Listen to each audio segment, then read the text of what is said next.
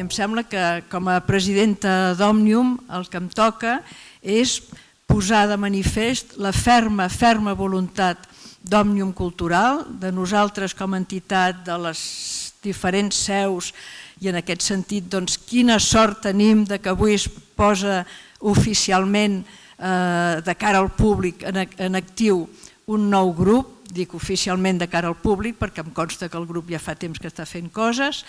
Per tant, la seu del Vallès Oriental s'enriqueix amb l'activitat d'aquest grup de gent que esteu aquí a Cardedeu actuant. Actuant per què? Actuant perquè el que ens ha explicat l'Oriol Amat ha fet servir la paraula inevitable. Del que es tracta és que el camí cap a la independència sigui inevitable. Doncs aquesta és la nostra feina, fer que això sigui inevitable. I una de les maneres de fer-ho és disposar de tots aquests arguments, de totes aquestes raons que ens han donat avui per explicar-ho a moltes persones que mig ho creuen, mig ho saben, a moltíssimes persones que no ho creuen perquè no ho saben. Hem de fer molta feina d'explicació i també amb altres persones, jo crec que són minoria, que s'entesten en creure coses que no són o que es creuen aquestes informacions absurdes com del que el PIB català baixarà un 20%, sabeu el que és el 20% del PIB, que és una barbaritat, però hi ha persones que pel que sigui, aquest senyor que preguntava com és que hi ha empresaris que estan en contra de la independència, com és que hi ha treballadors que estan en contra de la independència o com és que hi ha advocats o professors o ciutadans de tota mena que hi estan en contra. Jo quan sentia, he pensat una manera de contestar que potser no és gaire científica, és dir, és que el masoquisme està repartit entre totes les professions i entre tots els estaments, vull dir que això passa, no? Per tant, però això és una resposta facilona, no? I no ens hi podem conformar. Nosaltres volem explicar, convèncer i també conformar els que no s'ho volen creure o els que encara creuen que un arreglo dins d'Espanya seria millor, doncs dir-los que passi el que passi, per ells la vida serà millor també. És a dir, que viure en un país on una majoria dels ciutadans estan contents perquè el que ha passat és el que desitjaven, és millor, és més agradable pels que ho desitjàvem, pels que ho desitgem, però també serà més agradable pels altres. Vull retenir dues de les paraules, dos dels conceptes de la intervenció de l'Oriol Amat. Una era que això sigui inevitable i l'altra era quan ens has ensenyat aquest informe d'una d'aquestes empreses d'observació internacional, que la probabilitat.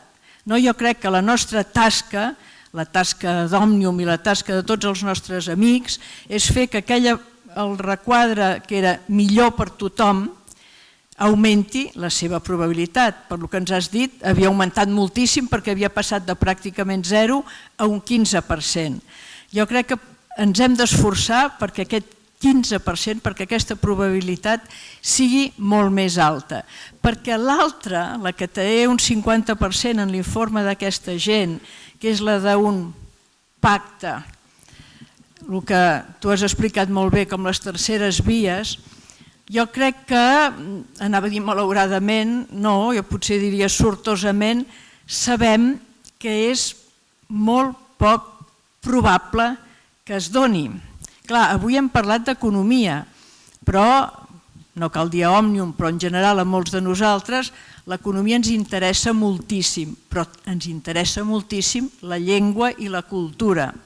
I sabem, per experiència, per l'experiència d'aquest llarg període de democràcia que hem viscut dins de l'estat espanyol aquests darrers anys, que un acord que impliqui el ple respecte a la nostra llengua i a la nostra cultura és molt difícil que hi sigui, perquè no només demanaríem o no només demanarem o no només demanem el respecte a la nostra llengua i a la nostra cultura, sinó que demanem que es respecti la nostra llengua també en aquells territoris com és el País Valencià i les Illes que no estan vivint el moment feliç amb dificultats però feliç, polític que estem vivint nosaltres. Per tant, els senyals són que el que aquests nord-americans donen probabilitat 50%, de facto, entre nosaltres, la probabilitat que els hi donaríem és molt més baixa. Per tant, tenim molta feina a fer, que és fer augmentar la probabilitat d'aquest pas, que és un pas complicat, que és un pas que no és fàcil, que és un pas, també ens ho explicava l'Oriol Amat, que la Unió Europea, arribat el moment, segurament jugarà i jugarà a favor, però que abans no ens està donant senyals que ens animin d'una manera molt ostensible. Per tant, la feina és nostra per fer que nosaltres i els nostres veïns espanyols estarem més bé.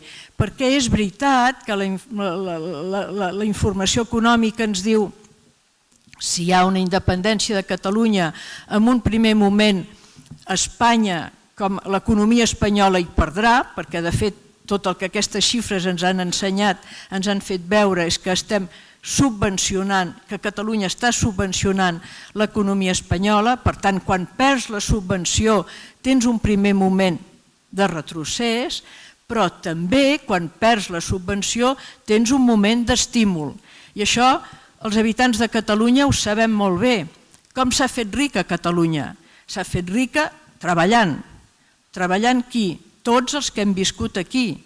I qui ha viscut a Catalunya? Doncs una part de catalans de tota la vida i una part molt important de catalans que han vingut d'Extremadura, d'Andalusia i d'altres regions d'Espanya. Extremadura i Andalusia són aquestes zones que ens surten en la informació econòmica com zones que reben la subvenció. No és veritat que necessitin la subvenció, no és veritat. Això ens ho fan creure i quan diuen haurien de renunciar. No, simplement haurien de fer el que fan els andalusos i els extremenys que van venir a viure a Catalunya, que és treballar una mica més. Doncs aquest és el camí.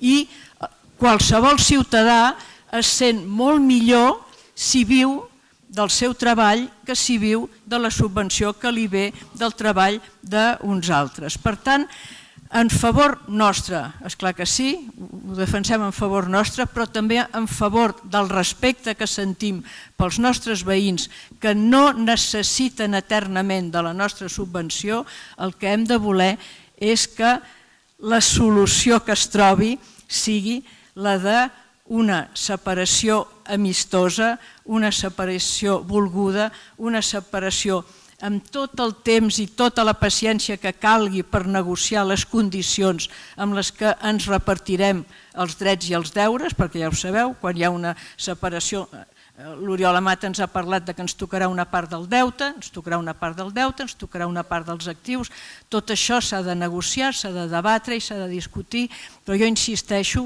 que existeix aquesta solució i que té alta probabilitat i que la probabilitat pot augmentar d'aquesta solució en la que hi guanyarem tots. I què em toca dir-vos? Doncs em toca dir-vos que aquesta solució guanyadora per nosaltres i pels nostres veïns espanyols, en bona part, amb l'adjectiu que vulgueu al davant de bona, davant de part, depèn de la feina que farem tots nosaltres. Per tant, això és el que tenim al davant, això és el que tenim de moment fins al proper setembre, que hi haurà unes eleccions que depèn de tots nosaltres que aquestes eleccions tinguin el caràcter del que hem volgut, del que hem esperat, anar a les urnes per dir d'una manera clara, rotunda, a nosaltres mateixos, a les institucions espanyoles i a les institucions internacionals, que volem una altra relació amb Espanya, amb Europa i amb el món, i que aquesta relació se'n diu volem disposar del nostre propi estat. I acabo també agafant arguments del que ens acaben d'explicar avui. Volem tenir un estat perquè som partidaris de l'estat del benestar. Volem tenir un estat perquè només amb un estat que gestioni els impostos, és a dir, el resultat de l'esforç del treball de tots els ciutadans, només amb una gestió correcta d'aquests d'aquest diner, que és un diner molt sensible, el diner que ve que pren la forma d'impostos, els diners que venen de l'esforç i que cedeixen a l'administració pública, necessitem una administració pública en la que confiem, a la que vigilem de prop i que faci que l'estat del benestar funcioni. No pot funcionar si no tenim aquesta administració pròpia que pren la forma d'un estat independent. Amb totes les limitacions, algú ha apuntat, i amb el comerç transatlàntic, però no cal el contracte o el conveni futur. Això és una... Abans he dit el masoquisme, ara això és una broma, però deixeu-me-la fer, no em puc aguantar. Ja estem patint per el que dirà aquest acord entre els Estats Units i Europa, però si depèn de tots nosaltres, depèn que els representants europeus siguin bons negociadors en aquest conveni transatlàntic, perquè el que no volem és que el centre del món sigui el Pacífic i que nosaltres quedem apartats. Per tant, en lloc de patir, per si anirà malament, el que hem de fer és treballar perquè vagi bé. I això és el que avui decidim fer, aquest grup de gent entusiasta que s'ha sumat a l'activitat d'Òmnium Cultural aquí a Cardedeu. Per tant, moltes gràcies i teniu la paraula